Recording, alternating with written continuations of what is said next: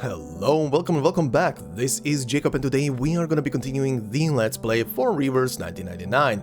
And in today's part we're going to make a quick little pit stop here and check out one of the old anecdotes, and this time around it's going to be for Oliver Fogg. As you guys pointed out in the comments of the previous couple of episodes, it might be a good idea to check out Oliver's anecdote before heading into the current new Uluru games, because of some connections between his family and the new story. So it's gonna be interesting to see what it's gonna be, but I'm only gonna know that once we head into the Uluru game story, which is gonna be obviously in the part after this. But today we're gonna check out Oliver's little anecdote here and see what is happening in it. So once again, guys, I'm very appreciative when you point out stuff like this to me without obviously spoiling anything significant, just telling me, hey, might be a good idea to check this out before going into it, or check this out after you're done with this. Obviously, I'm not gonna have everything available in-game because some stuff is still not back, like the Kakania and the Zolda stuff, but we'll get to it. We'll get to it once it makes it back into the game. But speaking of comments on the previous part, a comment that reminded me pretty much of why this channel kinda exists in the first place. But from Swaver, who said, "I'm honestly the kind of person who doesn't really pay or read the character stories or anecdotes. I usually stick to the main story and that's it. It's something where if it's not voiced, I see it as not necessary to understand the story. However, since you started voicing and playing these anecdotes and side stories, it has become more enjoyable for me to watch. I usually have it as background noise while doing something else, and I just wanted to say that I appreciate you for bringing these stories to my eyes." First off, thank you very much. Means a lot. And also, you're welcome. And everybody else who is usually skipping out on these and is actually paying attention to them through the Let's Play, hey, you're welcome as well. Which, again, the reason why, like I just said, the reason why I selected your comment is purely on the, well, not purely, but mostly on the fact that it reminded me of something. And that is the very reason why this channel kinda exists in the first place. Because once upon a time, 3 years ago, literally 3 years ago, just shy over 3 years ago rather, I started doing voiceover stuff on the channel with the Arcanists, with the Arcanist stories. Vigila was the first thing, and I started doing it because, well, one of the first thoughts that popped into my head was, well, I like, you know, reading out loud anyway, and doing character voices anyway, so why not start with this? Arcanists was a game and is still a game that I enjoy really a lot for its story and characters and world building. And people usually complain that because nothing in the game is voiced, they don't really feel like reading because there's a lot of text and yada yada. Obviously, there's also the whole thing of people. There's also a lot of people who can't really pay attention to or focus on reading for long periods of time. So, you know, stuff like that just isn't their shtick because of it. So yeah, back then I think we were also still under COVID stuff back then. So you know, didn't really have much to do. So I was like, well, let's start this and see where it gets us. And well, this is where we are right now, at a point where I'm still doing it. And the channel has quite changed over the time. I mean, currently 3 Let's Plays, one of which is very easy to record. The other 2 are, but yeah, 3 Let's Plays at once, streaming here and there and stuff like that. It has definitely evolved over time. But yeah, Swaver, thank you very much for bringing that to my attention. But also, yeah. To my attention. Thank you very much for the comment, that's what I wanted to say. But yeah, thank you for reminding me of the whole thing, because yeah, I've seen comments over time that it's not just that people can't really sit down and focus on reading through the story, but it's also like, you know, time-wise, you don't really have time to do so. So having someone do it for you is always nice. I mean, I consume a lot of stuff on YouTube that way that I don't have time to do myself, so if someone else did it, heck yeah, thank you. But also at the same time, through actually Arcanists, I've seen a bunch of comments over the 3 years where people were saying like, they have eyesight problems, so they can't really... They would love to read this story, but it's always a problem to read the small text, and Arcanist has small text, like holy shit.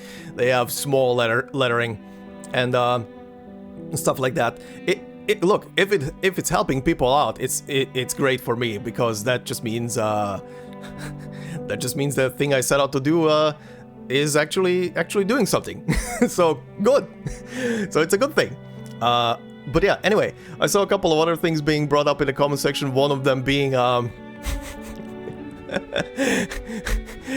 me struggling to pronounce the word guest. That was a thing. You know what? I just couldn't pronounce it for some stupid reason, and just went with it. Just said, like, in my brain, it was just like, okay, it's not working, keep going. Keep going. Not the first time it happened, it's not the last time. But yeah, sometimes the most simplest words can make you stumble, and it's quite hilarious. Other things that I saw is, and this is kind of sending me for a loop, because originally I thought that these character stories for these events would actually stay with the event the entire way through, right? I wasn't aware that these stories like this is gonna go away in like 21.5 hours. I wasn't aware that these are like they're just tied to while their banners are live. So this is kind of like a I'm not sure how I feel about this, I'll be quite honest. If this is a story that is kind of important for the event as well, why would this go away? This kind of feels counterproductive. And then you have to wait. Like, okay, so Willow's story will go away. I will not have time to record, see it or anything. I want to do the main story portion first, like always, before doing this. I will though, however, or here's a question to you guys: if you know someone on YouTube who is uploading these character stories, like just the cutscenes or something, to their channel, can you maybe suggest me a name in the comment section below?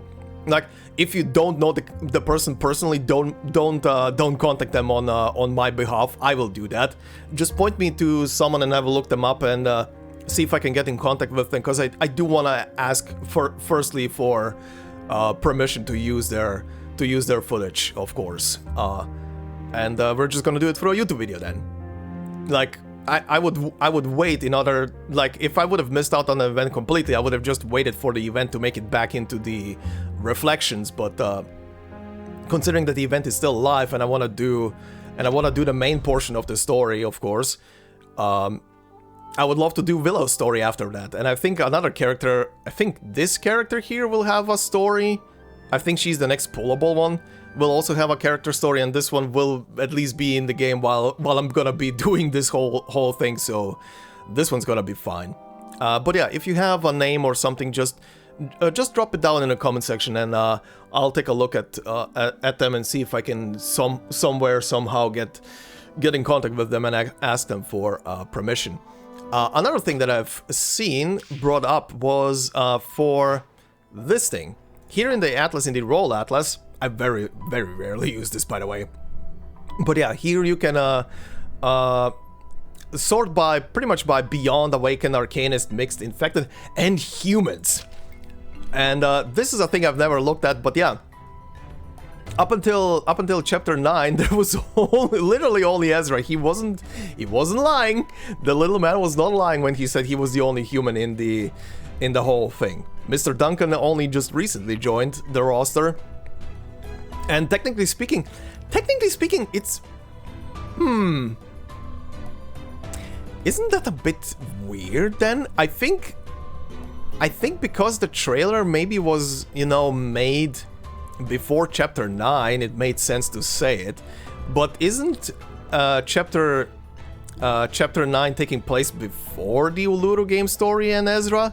So Ezra should technically be the second human to join the suitcase, right? But yeah, back then it made sense, of course. Back then it made sense to say it that way. I will say though, however, looking back at the trailer and Ezra just deadpan looking at the camera while saying, "I'm the only human in there," kind of in retrospect leaves me with the impression of, "Huh, you would want to be in my shoes, don't you?" Anyway, that was kind of like a little funny quinky dink. But yeah, let's head into this thing.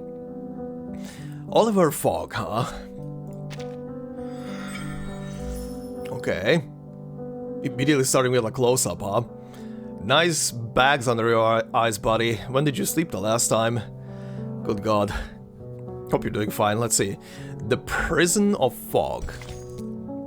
What lies beyond the exquisitely crafted cage of mist? This is gonna be interesting because I have no idea about this guy. Like, literally no idea.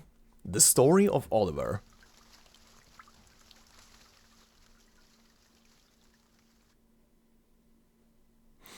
I can't remember when it was that I began to hate the fog.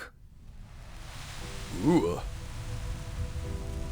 This is a cityscape.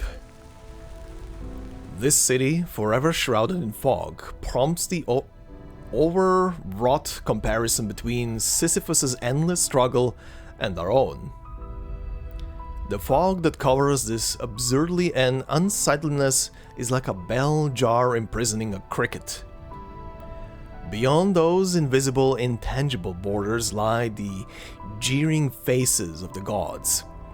They drained every ounce of vitality from the cricket, dispatching the fog as their most faithful instrument.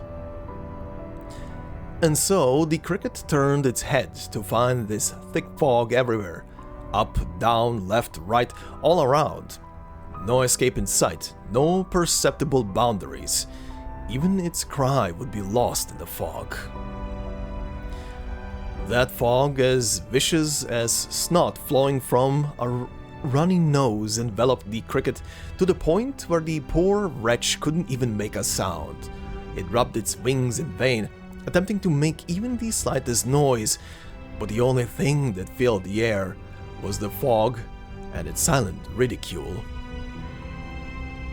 To this day, no one has responded to its pleas. In this thick fog, there is only silence. The silence of death. That's what it does, this fog. It invariably forces the individual to face the certainty of their own demise. Walking in this endless fog, with no end in sight, surrounded by a cage of untouchable wire, where even the most furious strikes have no means of finding their target. The only thing one is allowed to feel is extreme loneliness, and that's deathly still. We, walking through this dense fog for the sake of our so-called mission, might possibly be the most pitiable crickets of all. How long has it been since I last saw the sun? This is an opening. Oh, hi, Vertin. Didn't expect to see you in here. Okay, but yeah, this is a heavy opening. Whew. Oliver Fog? Oh, sorry, Miss Vertin. I lost myself for a moment there. What were we talking about just now? Okay. Then... That we hoped you would aid our cause 2 days from now, with the enemy well hidden within the fog. Determining their location will be no easy feat. It looks like we'll be counting on you and your arcane skill to succeed. The day after tomorrow. It's a holiday, isn't it? Yes. It is indeed. Before I offer you a response, Miss Vertin, allow me to ask a question. Who was it that proposed I join you in this operation of yours? Ah, it was Mr. Knight? And what if I were to say I was the one that chose you, recommendations notwithstanding? Well, I don't know Mr. Knight yet, so I'm gonna go with the second one.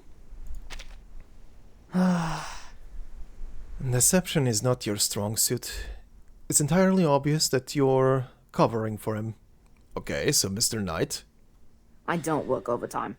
You know for a fact that I am not the kind to work on a day off, and based on your personality, which is, shall we say, conciliatory in nature, you would never have proposed such a plan. So, then, the suit of armor put you up to this, am I right? Of course, these are not properly voiced, so they're using random sound bits they have from characters, but the gasp is ridiculous here. Okay, anyway. Perhaps. But why would you suspect him in the first place? I'll get it sorted soon. Miss Vertin, I intend to direct a formal complaint toward Mr. Knight. Allow me to come straight to the point, Miss Vertin. I would be more than willing to help you in any way, merely due to the goodwill we have fostered through the course of our acquaintance. However, my principles will not permit me to sacrifice my hard-earned time off merely for the convenience of others. I will provide you with any advice you may require, but my practical assistance is out of the question. So then, this is your latest experiment in reformist rhetoric? Not at all. It is a manner of prevarication, that's a word. Not at all. It's a manner of prevarication that's been in use since Camberlane's day. It's fine. Look, I won't try to force you, Oliver. I'm merely here to discuss the matter with you. All right. Then I thank you for your understanding, Miss Vertin. If there's nothing else I can help you with, I will take my leave. There's work I've yet to finish today. All right. Somewhere in the suitcase. Someone is reminded of some things in the past. Okay, thank you for giving me a sound bit to work with. Okay, so Knight is also gonna be part of this.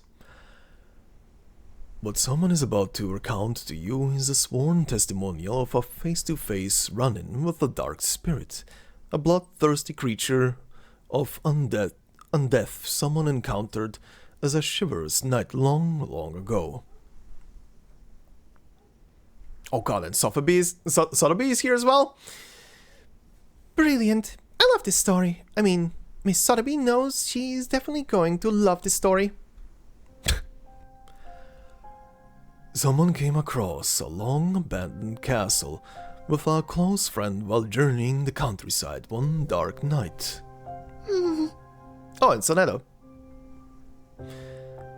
The forest around the castle was a mire shrouded in eerie mist, and someone was traipsing right through it, boots tramping on rotten leaves and kicking up the most vile, putrid stink of rancid soil mixed with the damp stench of decay. But our destination was not far off. We had almost reached the castle gate. An eagle? Okay, this one has a lot of characters in there.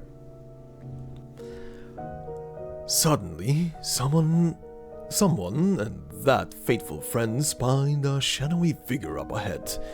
He was slumped askew against a tree, seemingly unconscious.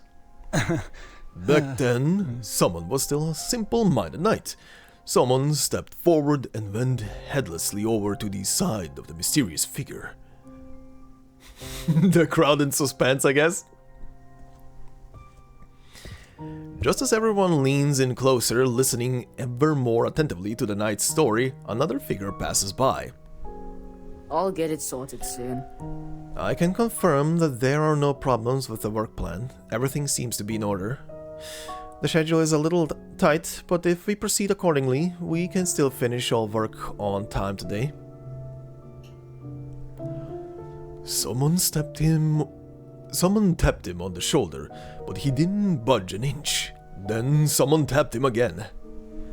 He suddenly lifted his head to reveal a ghastly, desiccated face with black holes where his eyes should have been. The crowd, what? I got it! Miss Sotheby knows. It must have been the chupacabra. If only the truth were so simple. As soon as we saw the living corpse, someone and someone's good friend knew right away. In the depths of the castle lay a terrifying, treacherous, blood-curdling banshee. An evil spirit? What a surprise!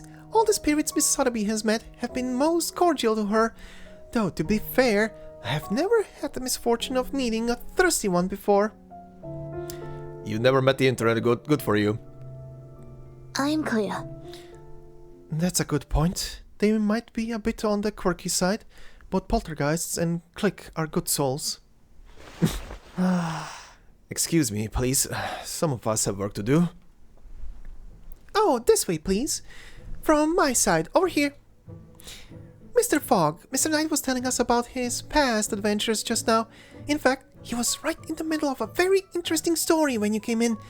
Would you like to stay a while and listen with us? I'll pass on the ghost stories. I'm very busy. However, I feel I must caution you, ladies. Huh? Oh? There exist people in this world whose mouths are incapable of speaking the truth. Not only do they spin their yarns, boasting about what has never truly transpired, but they may even shirk their responsibilities and force minors to carry out their work for them.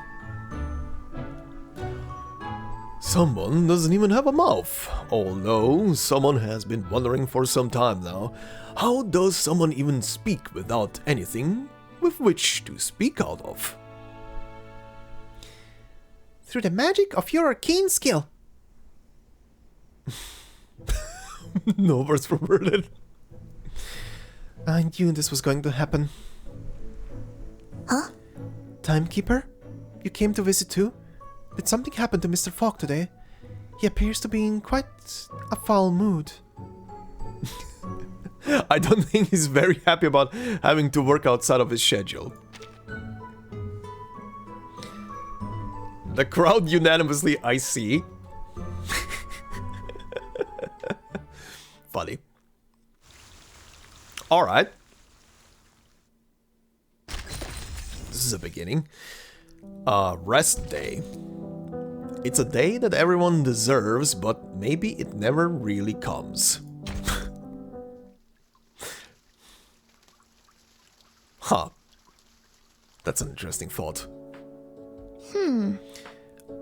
All this because Mr. Knight proposed a mission plan that requires working through his day off? Does Mr. Fogg really hate his work that much? If you really dislike your job, then why not quit? To be honest with you, I have never understood the way Oliver Fogg thinks. Maybe he's dealing with issues that he's not able to readily share. They're giving a lot of selection text for Vertin in this one. Timekeeper, perhaps you might try negotiating between Mr. Fogg and Mr. Knight? No. No, it's best if we let the two of them sort this out on their own. I believe Mr. Knight will find a way to figure this out. Interesting. It goes without saying that you didn't have labor laws in your era. Naturally, the sort of modern dalliance was neither fitting for someone's era nor for the profession of a knight. Sir Knight, times have changed. We have no need of knights in our time. What we do need is an 8-hour workday and no mandate overtime on holidays or weekends. Oliver, you seem to forget this era is in a state of decline. But surely even our present decline will not regress us back to a time without labor rights and holidays, right? We all need to adapt to the changing of times, Mr. Knight. Yes. True. Someone needs to learn to adapt to the times. This is why someone has always wanted to change into armor someone might consider to be more in keeping with the times, a more dazzling color perhaps. By the time, do you think pink would suit someone at all?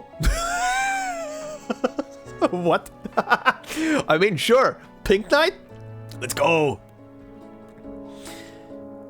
Honestly, I wouldn't advise it. Then how about stickers? Someone heard Ms. Regulus say that someone could receive complimentary stickers upon purchasing baked goods from the market. Someone happens to be quite interested in several of these stickers. Imagine sticking them on someone's sword and armor. How splendid that would be! However, someone clearly lacks the ability to consume such a copious quantity of baked goods alone, or indeed at all. Therefore, someone hopes to entrust the task of devouring this surfeit of biscuits to you on someone's behalf. Biscuits, really? Don't change the subject. I won't be bribed by your biscuits, and I expect my complaints to be taken seriously, Mr. Knight. Someone hears and obeys. Oh? Oh! Sorry, someone is listening, Oliver. What is it that you are complaining about? I don't work overtime. Mr. Knight, I am but a child, yet I am forced to work, and as such, you must respect the few holidays I have. I would ask you to please refrain from making suggestions to Miss Vertin that may lead to my being forced to work overtime. Holidays? It seems someone might not be so well adapted to these times just yet. After all, when it comes to a knight and the things it is one's duty to do, there are no holidays. I don't work overtime. If you want to work overtime, that's your business, Mr. Knight. I, however, have always refused any unreasonable requests to work overtime, especially during holidays. Someone hears and obeys. Someone understands what you mean, Oliver. Someone will strive to respect your rights. Good to see my complaint wasn't a complete waste of time. Oliver Fogg pulls out his pocket watch once more, glancing over the time as if to appear casual. He then freezes in place, like a carbuncle eagerly emptying cans, only to find its secretly stashed dust gone without a trace.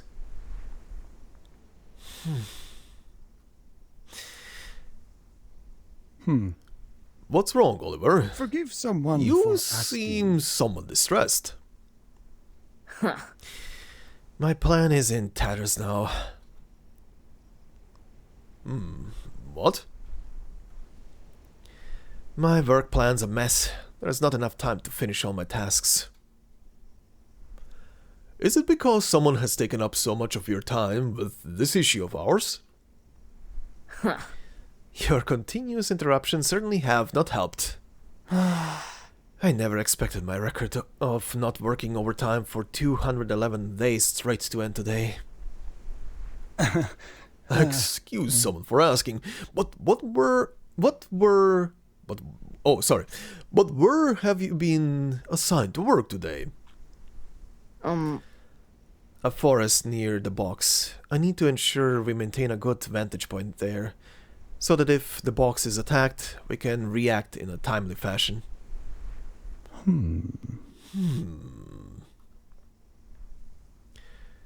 Is there something you'd like to ask me?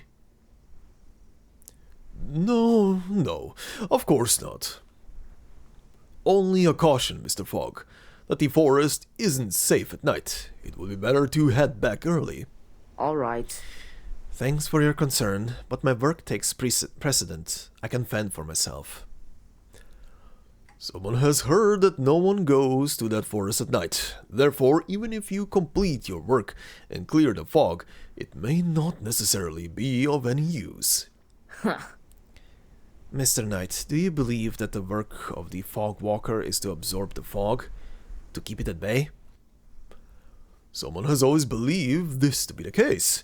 Is there some flaw in someone's understanding? The true responsibility of the fog walker is to make the people believe that the fog is under control. As long as there is a fog walker, people will believe that the fog is being dealt with. No one cares about how much fog a fog walker can absorb, how it all works, or what a fog walker's purpose really is. Making people believe that the fog is under control is the fog walker's true responsibility.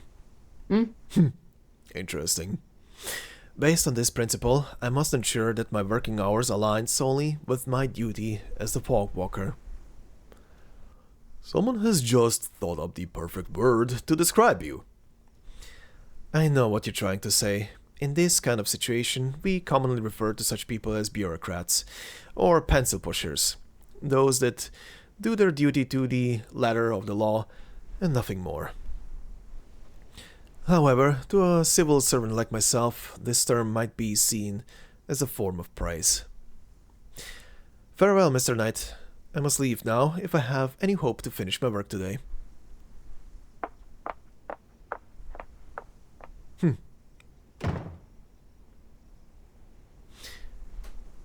Sorry, Mr. Knight. Someone does not see any reason for you to apologize, Miss Vertin, but didn't you tell him? I haven't had a chance to tell him yet. So that's what happened. I see. Miss Vertin, someone has suddenly remembered another urgent matter someone must attend to. For now, I must bid you adieu. As you wish.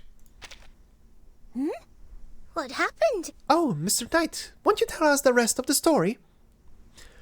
Sorry, everyone. Someone has an urgent matter to deal with and must leave immediately. Please forgive my uncouth and abrupt departure. Thank you. Aw. Is that it for now? Thank you for sharing that wonderful story, Mr. Knight.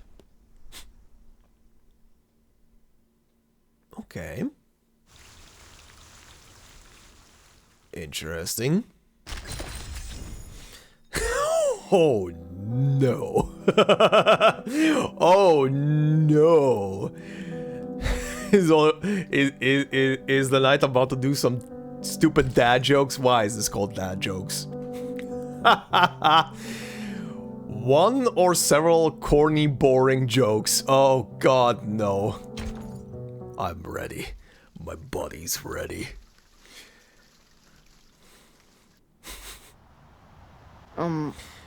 Well, that's everything done, more or less.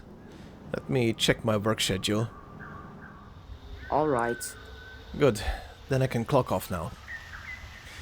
It's not that noticeable during the daytime, but as soon as night falls, this forest becomes excruciatingly quiet.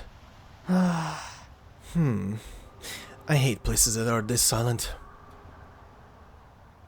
It reminds me of the fog I have to immerse myself in almost daily, where even my shouts and cries for help are swallowed up by this bedeviled fog. That's a critter. What's this? It's too dark to see clearly. Critters! And they're attacking! There's even more of them than I feared. And there's no kind of natural shelter around. If I stay put, they'll eventually surround me. Fortunate that I absorbed quite a bit of fog while working this afternoon. It should still be usable. So this my reward for all that hard work? No, I shouldn't think like that. But work's the reason I ended up in this mess. It looks like there are fewer enemies in that direction. I think I just might break through that way. A dense fog pours out from above his umbrella, quickly enveloping the surrounding area.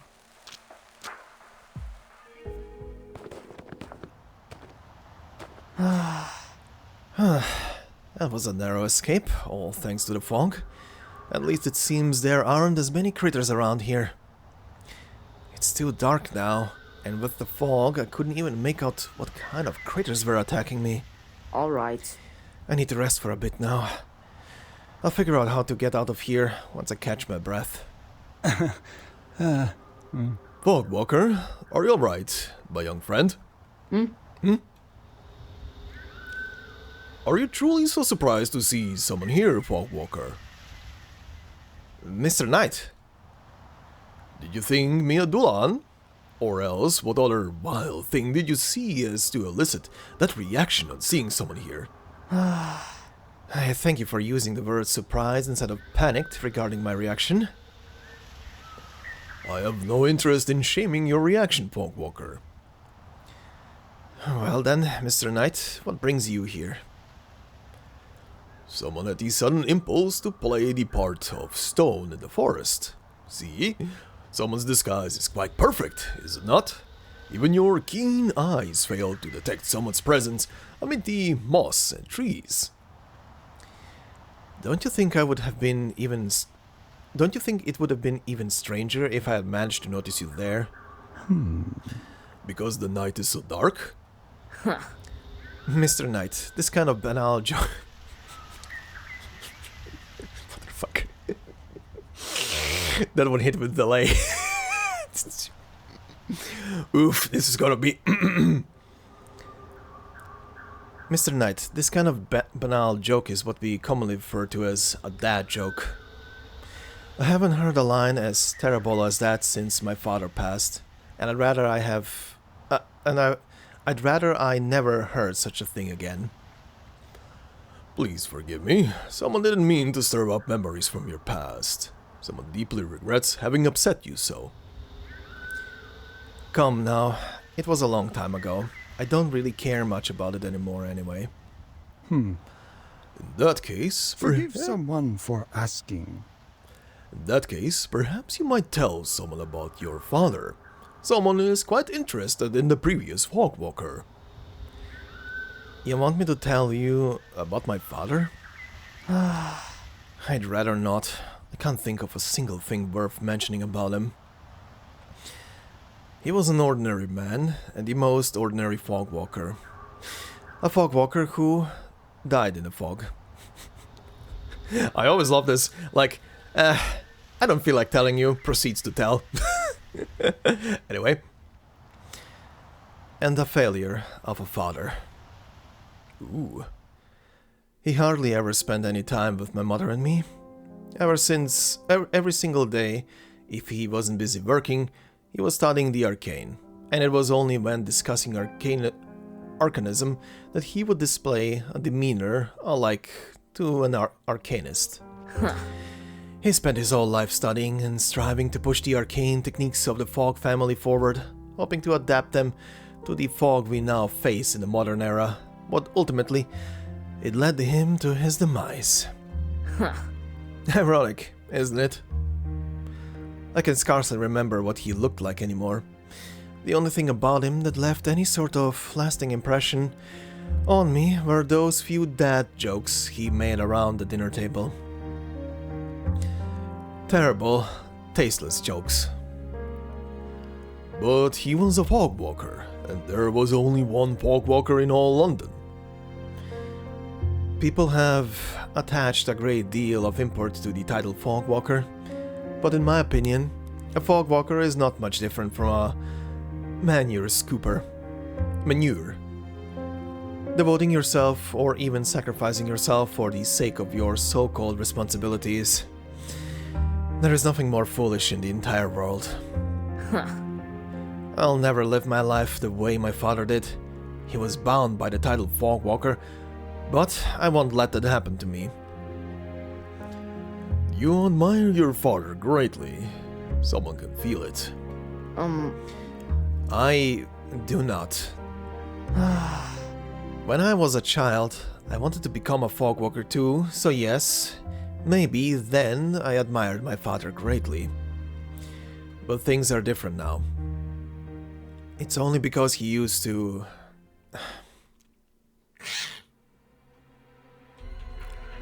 Damn it! How did these critters ever catch up with me? Dark shadows rush up from the depths of the forest, encircling the area before there's time to react. Yet more shadows emerge from the forest depths, like smoke spewing from factory chimneys, thick and relentless.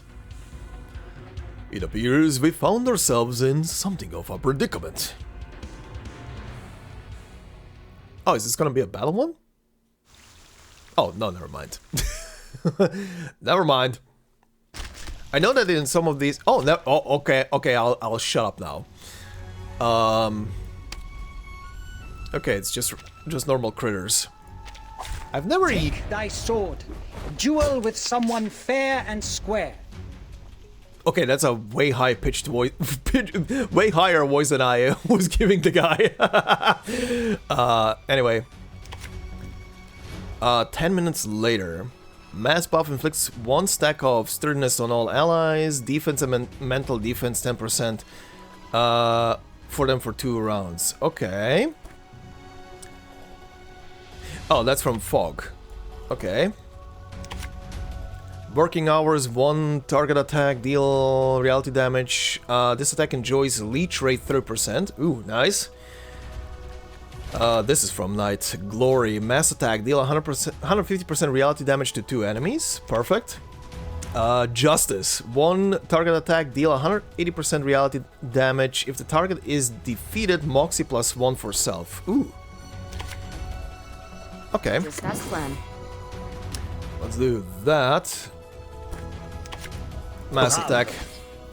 Step it up, everyone.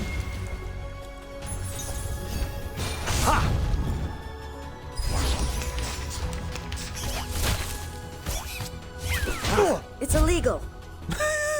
It's illegal. Sure.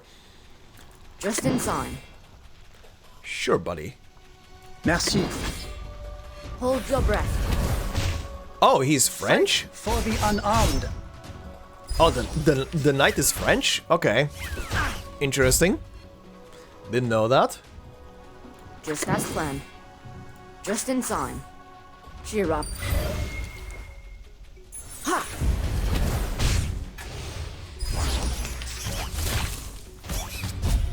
Nice. Let's see your ult. Meaningless as expected. 1 target attack, 450% reality damage. This attack enjoys penetration rate 30%. Ooh. Please, hold your breath. Very interesting. Brave. Just take it as a trip to London. Fight for the unarmed. 3 hours, 15 minutes left. No, nothing. Let's move on to the next. Okay. Highbury Stadium. Alright. Oh wait. Oh yeah, this is also gonna be a battle, I guess, considering it's giving me inside level. I didn't even notice that at first. Oh yeah. Okay. Highbury Stadium. Perhaps he never came out of that fog.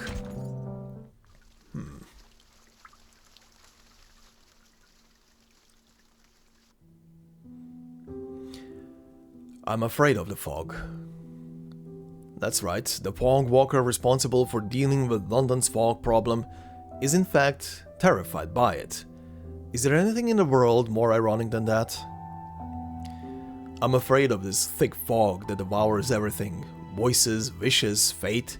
Even that majestic figure ended up being swallowed whole by the fog. That was when I was a child, before I became the fog walker. My mother turned her head for only a second, and I snuck out of the house. I wanted to embark on a great journey, and my destination was Highbury Stadium. Arsenal was the best team in London at the time, and every child in London dreamt of becoming a player. I was no exception. I wanted to go there, to Highbury Stadium, and join the team. I was fantasizing about running around Highbury in a full Arsenal kit, imitating the movements of the players, completely oblivious to the fact that I had deviated from my path. That was when the fog came. First, a thin and almost invisible mist began to suffuse the air. It was like a clever thief, stealing all sense of direction and setting me on the wrong path. Then another wave of thick fog came rushing in that completely obscured my view. With a wicked smile, it set me apart from my dreams. It told me that I would never go anywhere, ever again, that I would remain in this dense fog for my whole life. Finally, that dreadful, clinging, sticky, dark fog arrived. It destroyed the last remaining sliver of my courage, imprisoning me where I stood, leaving me unable to move so that all I could do was stand there, crying and praying. Yet, no matter how much I cried, my voice couldn't penetrate through the dense and clinging air. After destroying my dreams and my courage, at the last, it stripped me of my fragile rights as a human. The fog gradually turned black from end to end. It sought to rob this cage I was in of its last remaining light. It wanted me to fear it as though it were fear itself. That pitch black, brutal fog hung just the way it does now. You went through something. Why are there so many critters? Something's entirely wrong here. Someone did tell you that this forest was not safe at night, Mr. Fog. The fog walker pauses for a moment, that then came to a sudden realization. So that's why you're here. You came to protect me? No, of course not. Someone simply came here to play the part of a talking tree. I've caused you nothing but trouble, Mr. Knight. Please accept my apology. My stubbornness dragged you into this mess, and I feel just awful about it. You're the second person to apologize to someone today, and someone's response is still the same. There is no need for apologies, Sir Oliver. This is, however, very funny. now that I know, now that I heard that the guy is French. This is very funny. The British and the French working hand in hand, huh? I've never seen this many critters before in my life. It's beyond me. The indistinct mass of shadows piled together surrounds the two of them. Critters cover every inch of ground a meter away from them in all directions, trapping the two of them where they stand. Are you trembling, Sir Oliver?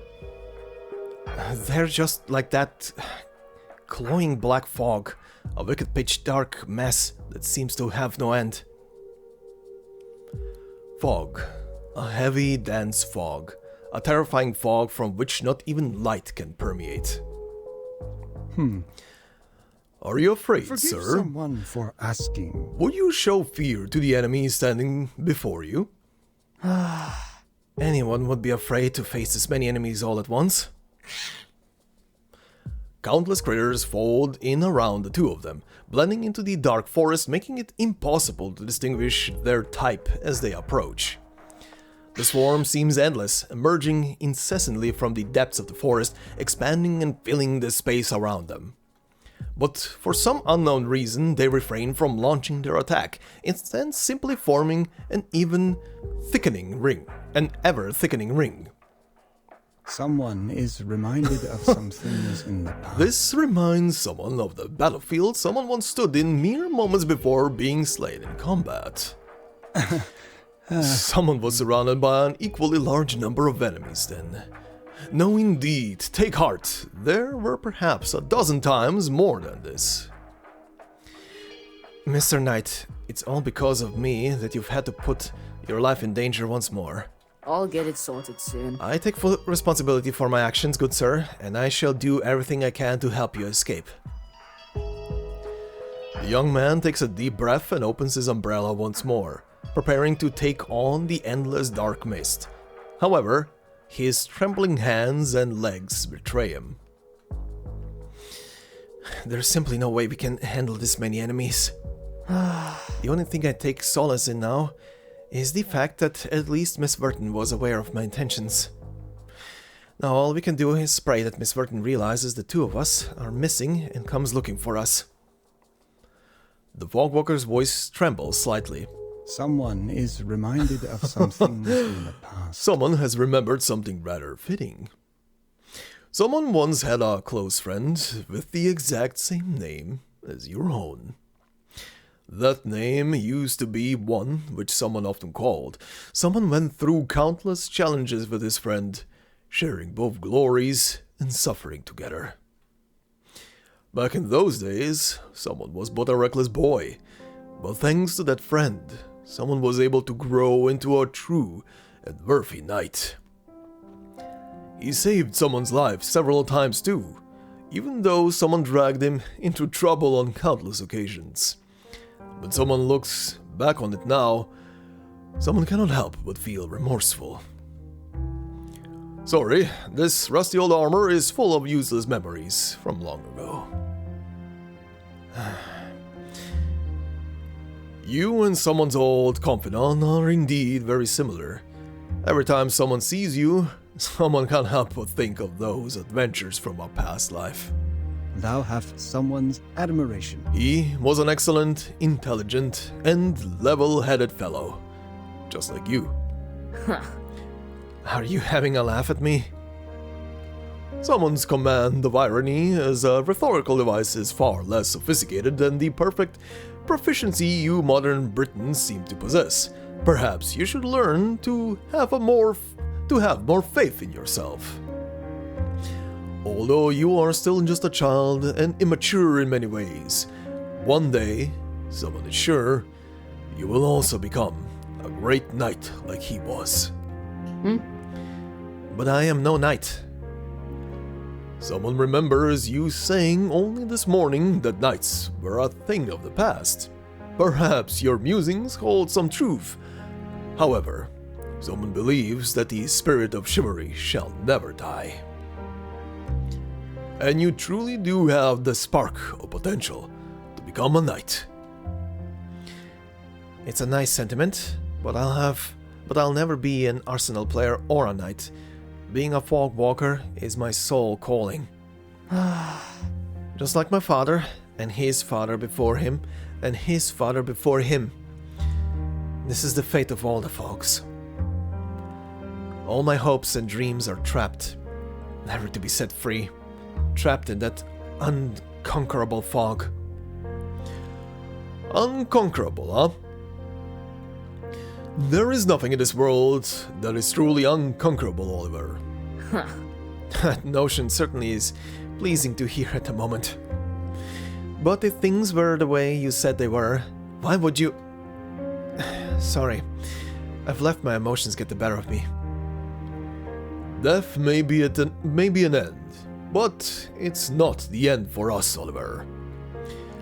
How about someone tells you the story of Oliver in kind for your bravely speaking about your father? Someone's closest friend. The story of Oliver, the knight. What happened to him? I apologize, Sir Knight. I'm asking pointless questions. He died. And it seems he was not as lucky as someone else. He was not granted the gift of returning to the world, born into a new identity.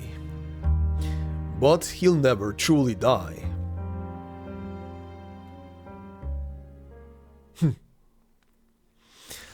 He'll never truly die. As long as you keep the memory of the person alive. Is that gonna be it? Same old critters? Fine. Take thy sword.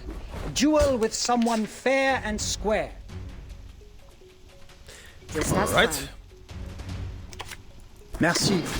Merci. Merci. The sword is drawn.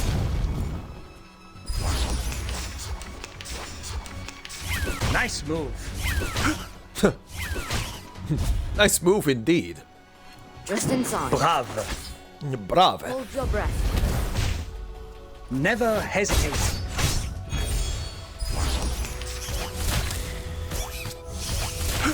Okay, buddy, what is your ult? Mass attack. Deal 400% reality damage to all enemies. If any target is defeated, grants 1 stack of rousing morale to all allies. Okay. Follow the will of gods. Step it up, everyone. His trumpets sound. The judgment day hath come. Excuse me, Virgil. Someone is still standing. Excuse me, Virgil, where's your chair? Where did you put your plastic chair? What the hell?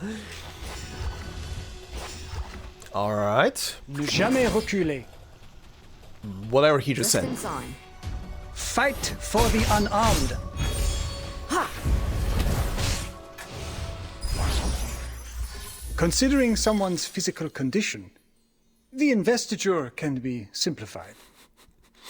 It's so funny, in the little snippets of text, like the vocal text they use for the story, he sounds so much deeper voice than this. I'm gonna stick with what I gave him, but that's kind of funny to me. The story of Oliver. Okay. Another battle as well. This is a story about Oliver. Why did I just have a immediate flashback to the Stanley parable? This is a story about Stanley.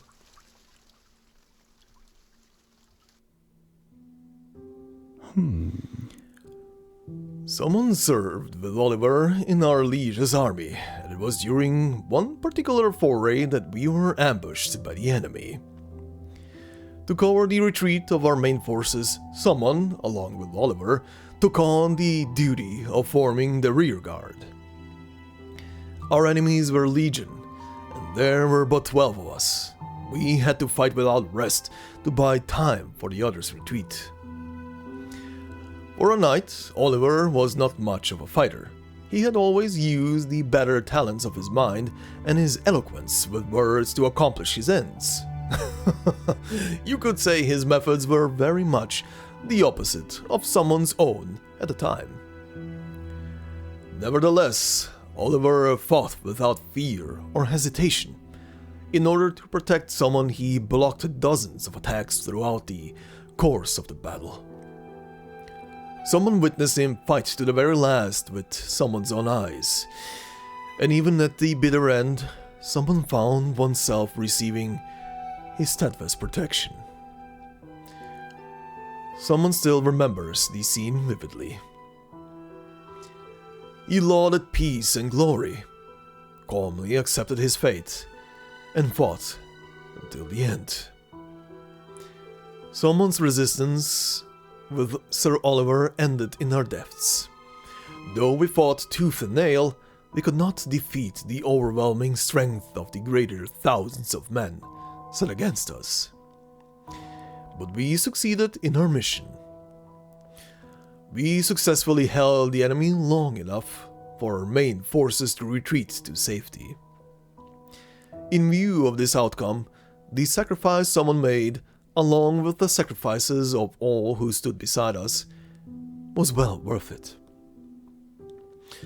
Someone sometimes wonders why someone was the only knight resurrected from that fateful battle. Someone has even asked if God knew someone had witnessed the deaths of 11 brave souls that day while still the lesser someone was alone brought back. Thou hast someone's admiration. Upon reaching this line of thinking, someone feels new purpose. Someone is no longer simply living for oneself. Someone witnessed their last moments.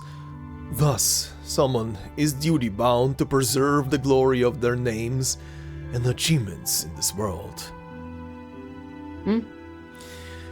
I don't understand. I don't understand why you're doing any of this. Why would you fight on knowing full well that you stood no chance of survival? Even with such a clear understanding of your inevitable fate, seeing clearly that death was the only ending available to you.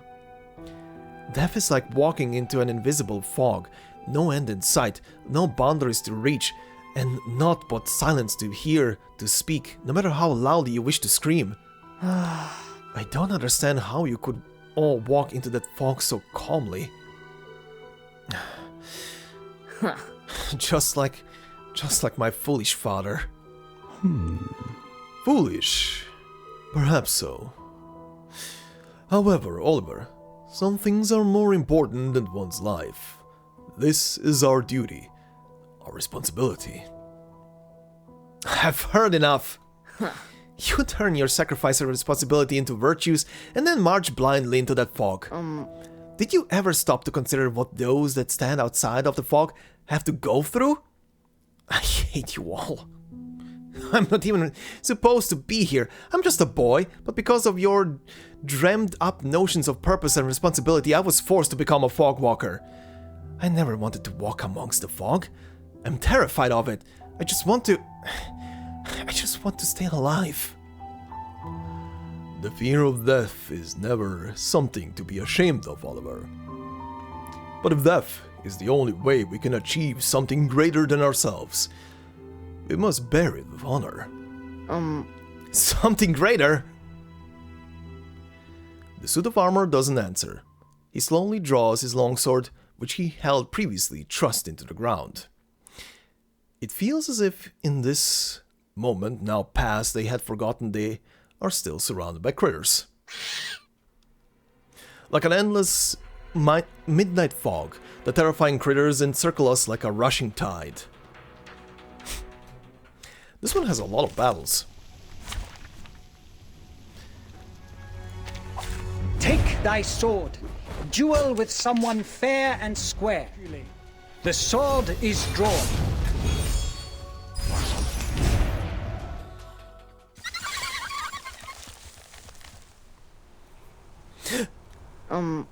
What's going on here? Are these critters afraid? Suddenly, the old suit of armor lifted his longsword, and a dazzling ball of light began to bloom from it. Thou hast someone's admiration. Someone has seen this before. Someone has seen the light that can never be forgotten. The light that bestowed someone with courage and faith. Don't forget this light. Let it burn into our memories, Oliver. The suit of armor swung the longsword in his... Wait, that was wrong. That was wrong. His trumpets sound. Oh? Oh? The judgment day has come. Oh, this is still going. What the hell was this? This was a cutscene in the middle of the whole thing. Also, that text was labeled as the knight speaking, but it was just text. Someone did an oopsie. Anyway. Please, Follow the will of Just God. take it as a trip to London. His trumpets sound. The judgment day has come.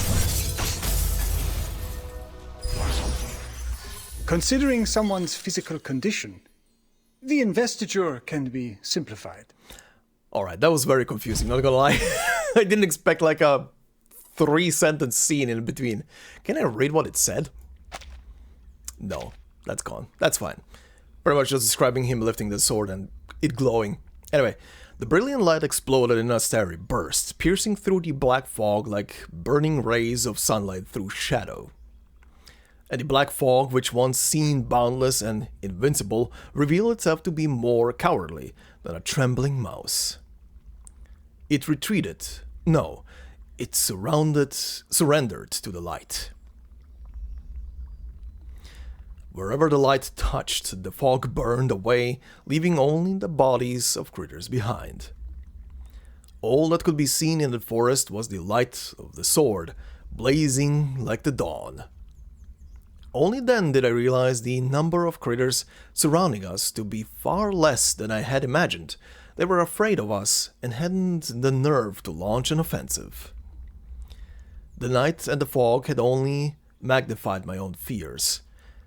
I shrouded the monsters again in a thick blanket of fog and fled without having to lift a finger to fight them. Then that cold steel armor rested gently upon my shoulder with a motion reminiscent of my father's before he left. Hope is greater, Oliver. The light from his sword was the sunlight piercing through the fog of my memories. I suddenly remembered. I remembered why I wanted to become a fog walker. Genuine that moment? Cute. This is very wholesome so far, these two bonding. Gonna have to, now because of this, I'm gonna have to at some point do the story for the night. Now I'm very curious. This is making me very curious about this guy. Alright, the Fog Walker. Step into the fog and break free from your prison.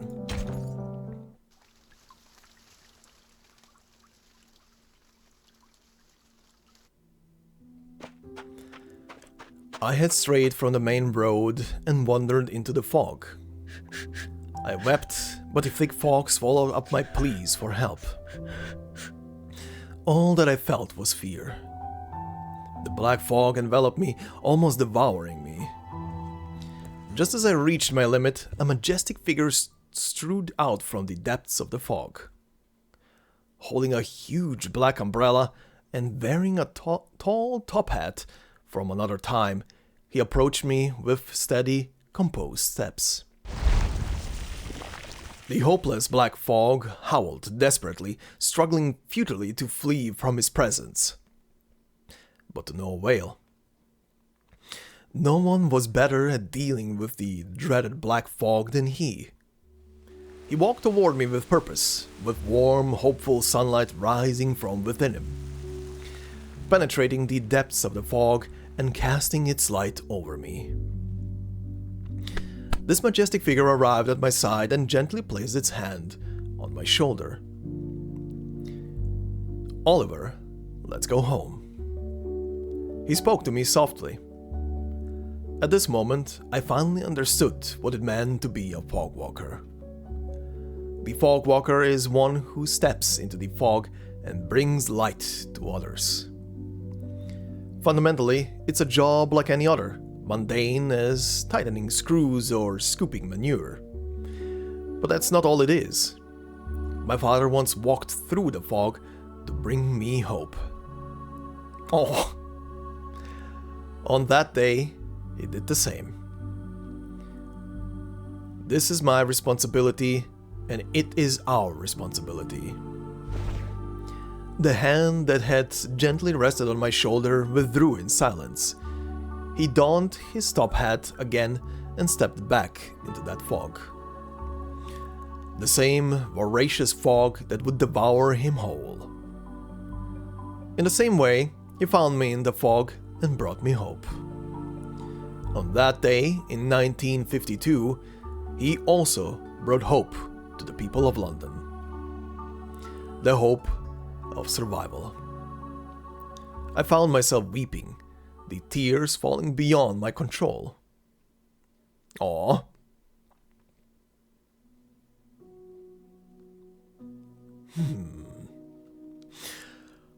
Excellent work. Oliver, let's go home. Someday in the future, will I be able to bring hope to the world, just like you and my father? Yes. Someone firmly believes that the day will come. Or have you already forgotten someone told you of your potential as a knight?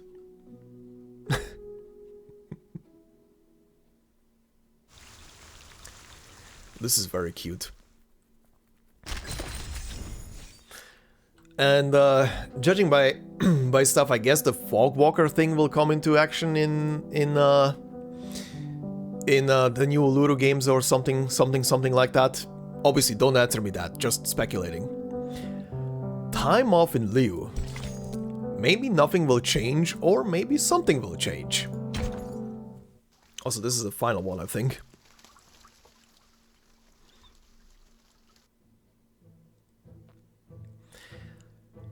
Good morning, Miss Vertin. Good morning, Mr. Fogg.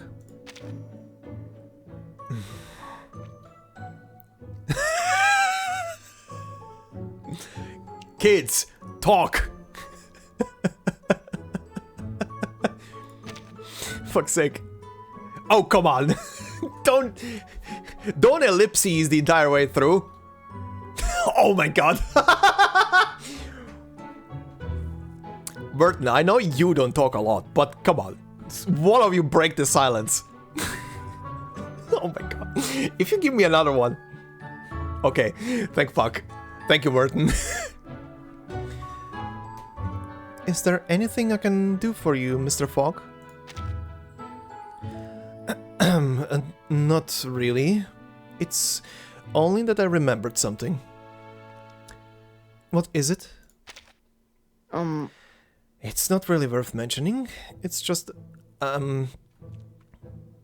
You've taken on the title well, Fogwalker. Oh? Did he just blush a tiny bit? I think he just blushed. Please don't concern yourself with that sort of thing. Oh my god, he did. He actually blushed. What the fuck? What the fuck? Alright. Big adorable. Actually, I came here for another reason. The day before yesterday, you mentioned an operation plan for today. One that required my participation. Yes, I recall you refused it at the time. What I mean to say is, if you could compensate me for my day off in some other way, then I might, well, that is to say, it's not impossible for me to, let's say, make an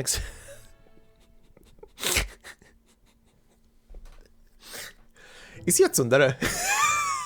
Is he a tsundere? Make an exception and take on another shift. Is that so? Well, the thing is, the matter has been resolved. Resolved? To be precise, on the evening of our conversation, you and Mr. Knight appear to have worked together to resolve the issue. When? Oh, wait, you mean those critters? Yes, we received word about a horde of critters in that forest known to attack humans. Those critters would usually hide in the forest's fog during the day and only strike at night. Therefore, I had hoped that during the daytime, you could absorb the fog to help us locate that particular critter horde. And why not at night? I seem to recall you having school tonight. Thank you, Miss Vertin, for so kindly respecting my rights to education.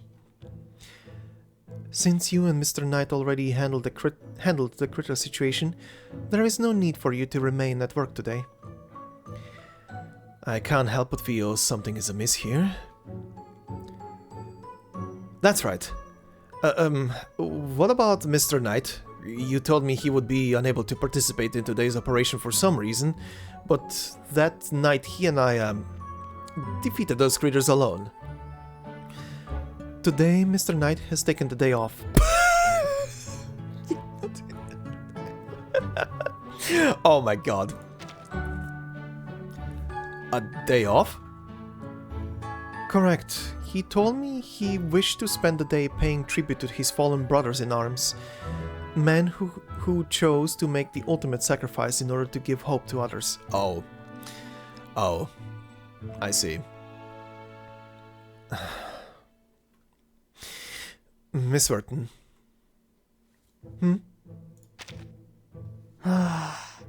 Although I still hate the fog and the other fog walkers just as much as I did before, I feel as though I understand them a little more.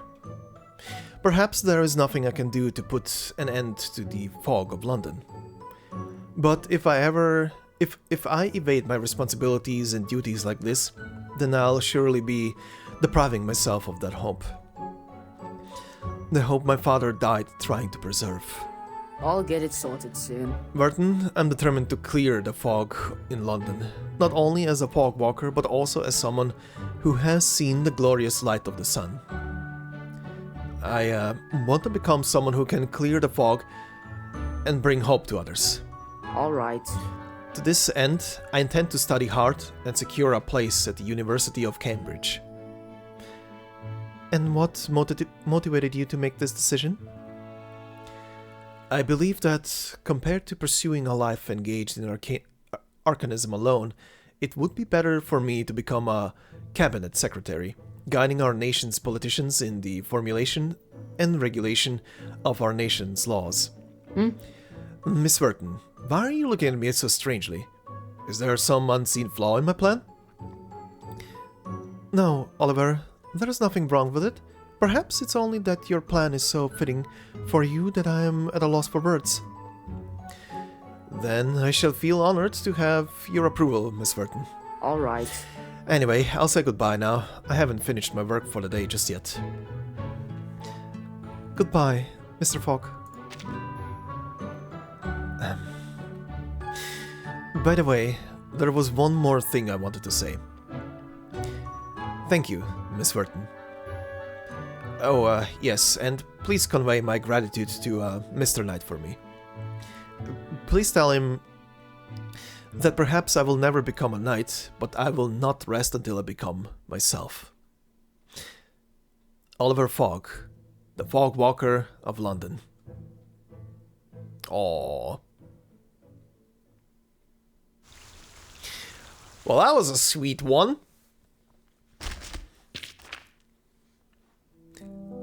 Statutory rest day. That was a very sweet one. Like the whole meaning behind find your own meaning in life and to move on and keep going. Also, goddamn, now I'm very interested to see the story for the night as well, because it is in here, right? I did open it. Where is it? Where are you? I skipped you. Yeah, there you are. Also 7 parts only. Okay. But yeah, that would be very interesting to see. Also, I quickly want to check before I leave off the episode. I don't know how much I have unlocked on him, because I didn't level him. Yeah, he's on 0. Hey, maybe you can help me with Let me my just homework? see something. Oliver Fogg, an Arcanist's work, exhibited in the mid-20th century for 15 years. Completed in winter on December 26th. Exhibited in Greater London, United Kingdom of Great Britain and Northern Ireland. Okay. Aeon Fumum? An Aeon pocket watch made in Geneva, Switzerland, in 1852. Damn, this is an old one. Generations of the Foggs have relied on it to confirm the time despite not being able to see through the fog. He would adjust the time on it weekly to ensure the time at which he got off work was was always accurate. That's kind of funny.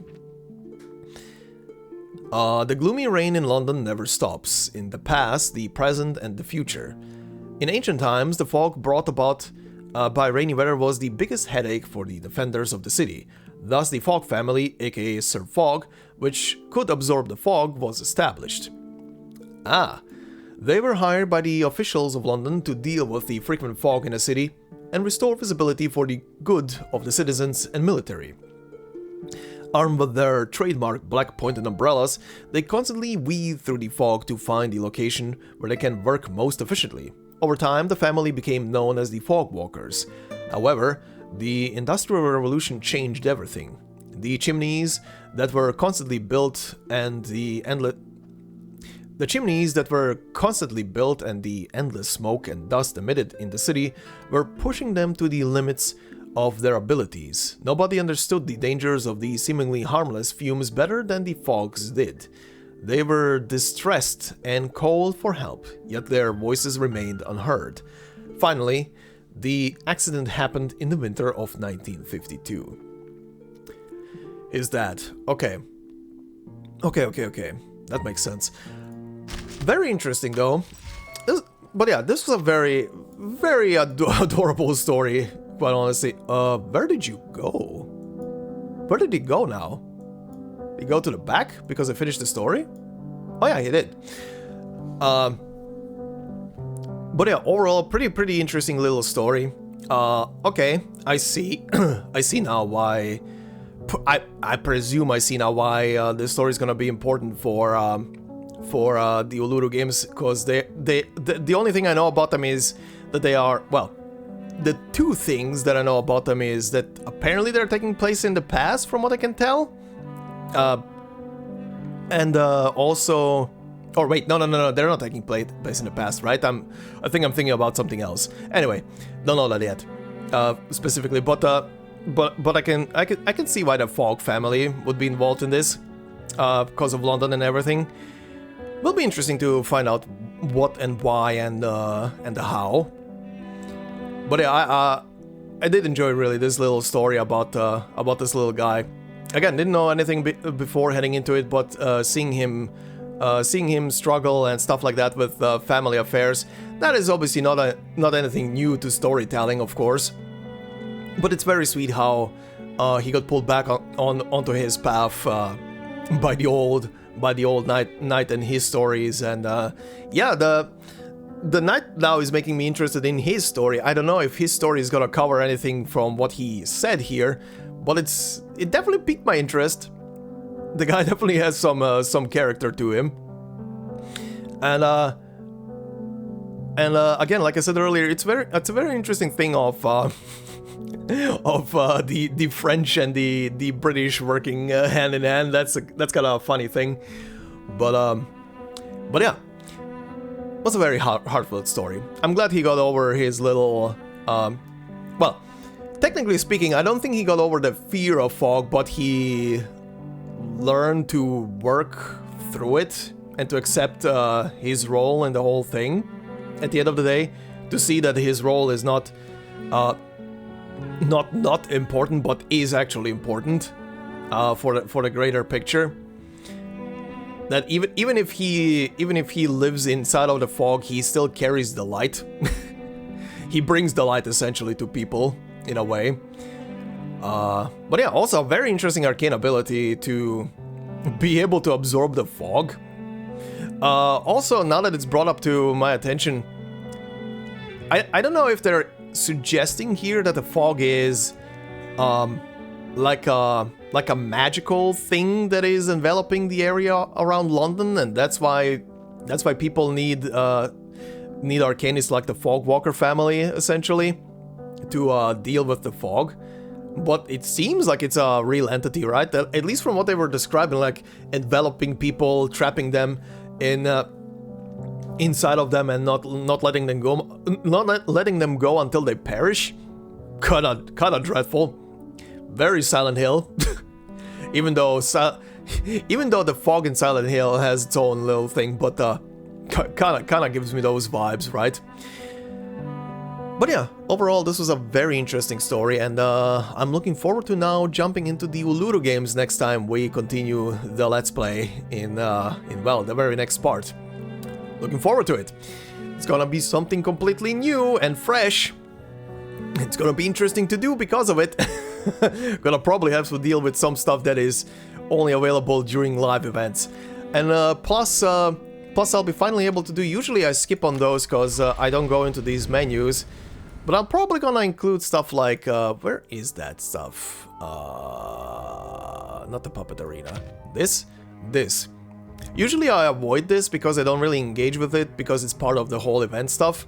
But I'm probably gonna do it now, just to have a bit of a sizzle reel in the event at the end, just to have some extra battles. Because usually, you know, I kind of don't include battles because they're mostly fights against trash enemies unless it's a boss. But yeah, we'll deal with that all in the next part. For now, all I can say is this was nice, this was wholesome, and eventually we're gonna be covering all of the anecdotes, right? But until then, thank you guys very much. If you did enjoy this part, please consider leaving a like, it would help out a lot. If you're new to the channel, consider subscribing. More to come. This series is at some point gonna have more than 100 parts. I can tell. That's gonna be funny to look back, a whole playlist of Let's Plays of for one game with 100+ parts. That's gonna be ridiculous. But we are approaching 50, and that is already nuts.